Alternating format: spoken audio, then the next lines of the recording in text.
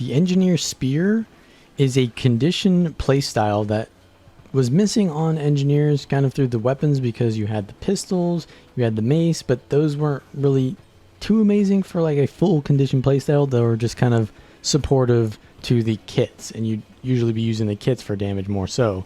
And while that's great and all, it usually leaned into builds that were just using way too many buttons, and for the average player, they just didn't like to play Engineer because of that.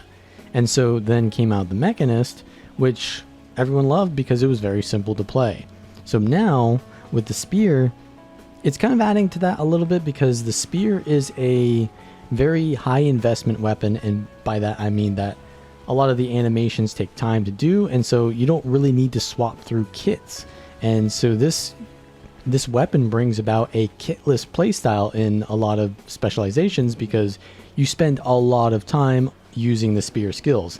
Now obviously if you're using the Scrapper or the Mechanist specializations, you might still want to use one kit, but if you're playing a Holosmith, then you really don't need to use a second kit, because you've got plenty of skills to use, and that means you're not swapping around your kits too often, and it's a little bit more simple to play, and people are probably going to enjoy it a lot more. So in this video, I'm going to go over the new Spear skills and show a build that I have been enjoying in World versus World.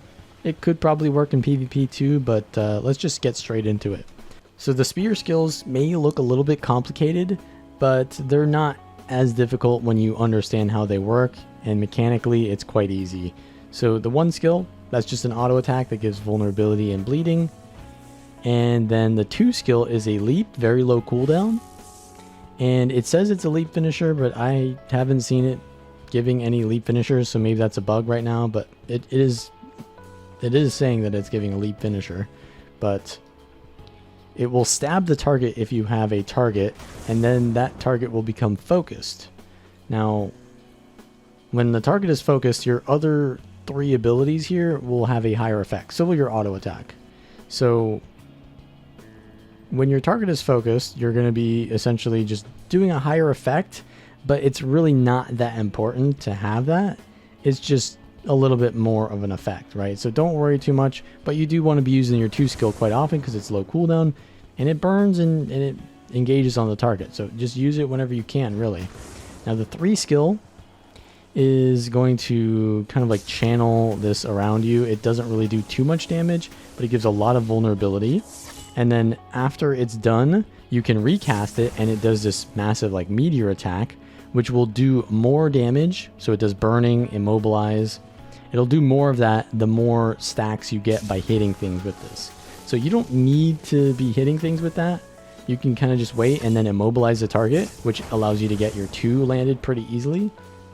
But it'll do more burning to the target if you get that. So it's kind of nice to have. Like if you're in PvE, obviously you're going to get more value from that. But just the immobilize itself is pretty nice. So just generally you want to use the 3 skill pretty early, so that when it finishes, you can get this out. And there's a lot of stuff you need to use on this weapon. And so you generally want to get that out before swapping out. So you want to use it early so that you can get it out without having to swap without using it, because then you've lost the value of that skill. So the 4 skill is a stun. It will actually launch targets that are already hit by your 2, so otherwise it'll just stun. So launches, which is a little bit longer of a CC than the stun, and then that's pretty much it. It's just CC. Now the 5 skill is a leap that will do a bunch of burning from lightning bolts, but the lightning will basically target the focus target. So I can use the 2 on someone, and then 5, and then it's going to hit all those lightning strikes you see there. So it's really good for single target damage, but as you can see, it also does a decent amount of lightning to the surrounding enemies. So it's kind of like single target where you're focusing. So it's really great in PvE or like duels. Does a lot of burst damage from fire. And if we're gonna talk about like a general rotation that you're gonna do, it's generally just pressing 3, 2, 4, 5. And if you're in PvE, then obviously you don't need to press 4. Then you would use the 3 right before that ends, and then we'll swap out or use a 2 skill again into, like, say the forge or another kit, right? So just 3, 2, 4, 5, 3. And that's pretty much it. It's pretty simple to use, but let's go over a build that I've been using in World vs. World. Since this is a condition weapon and it does a decent amount of power damage, it leans into a celestial build very easily. I'm using Rune of Divinity. You don't really need to use Rune of really anything, but Divinity works out pretty well. The Rune is not too important to the build. So just use Celestial Gear, and then on the spear I'm using Cleansing Energy. And then the relic I was using is the new Relic of Rivers, which gives you Alacrity and Regeneration whenever you dodge. And this build is going to have a decent amount of synergy with that, because dodging with Vent Exhaust and dodging with Power Wrench is going to give you a lot of value. So we've also got Alchemy here, which gives us Elixir synergy. We've got some protection, and we get Fury here whenever we get Might. We get a lot of Might, so that's great for Celestial builds by just spamming the Corona Burst. And then obviously we've got Lock On, which is nice in World vs. World because Deadeyes are a menace. Kinetic Battery works with the Photon Forge as well, so we're going to have Quickness sometimes, which can be nice for some burst damage. And then we've got Solar Focusing Lens.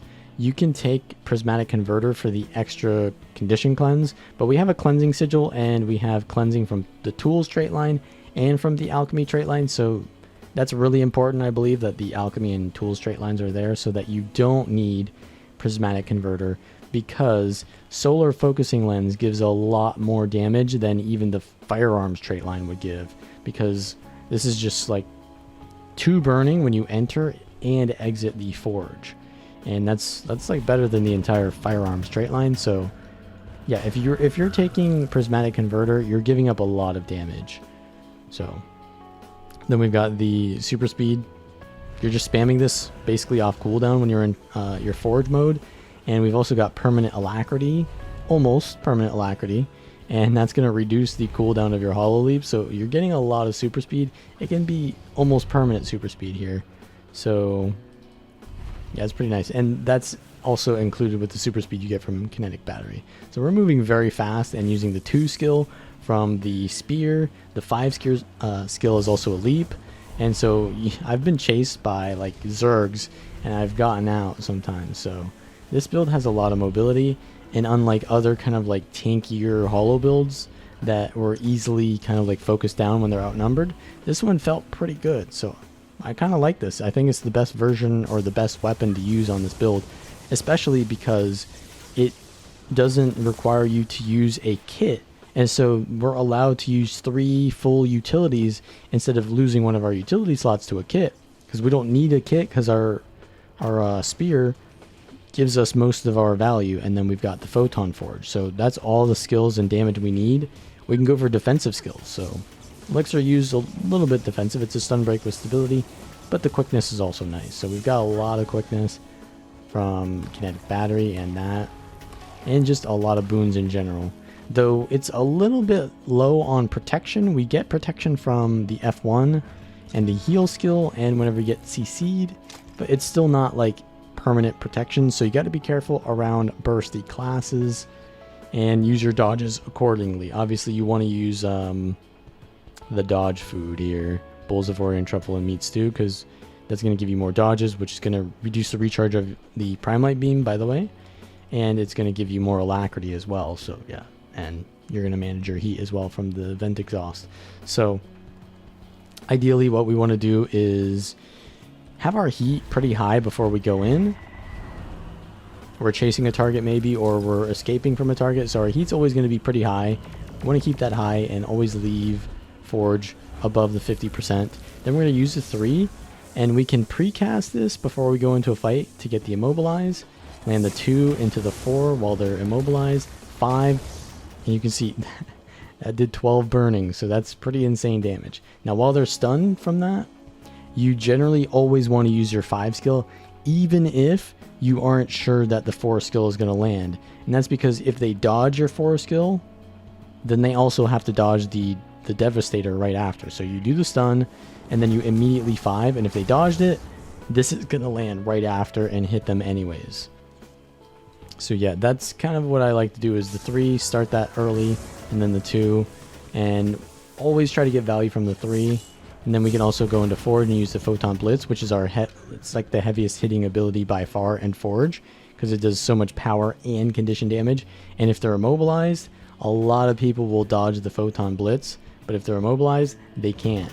And also you can use the Chrono Burst, which is more of a power, you know, skill, but it does good vulnerability to the target, which is going to give us more condition damage modifiers in general, and it gives you might, which is also more condition damage modifiers. So just keep using Chrono Burst on the target, and it's nice to kind of just remove Aegis and blinds. So yeah, we're just kind of moving around with swiftness all the time. Use your elixirs on yourself. Keep dodging to keep your heat low and your alacrity high. And then when you need to leave, just keep spamming your F2, F3 or whatever. And then leave.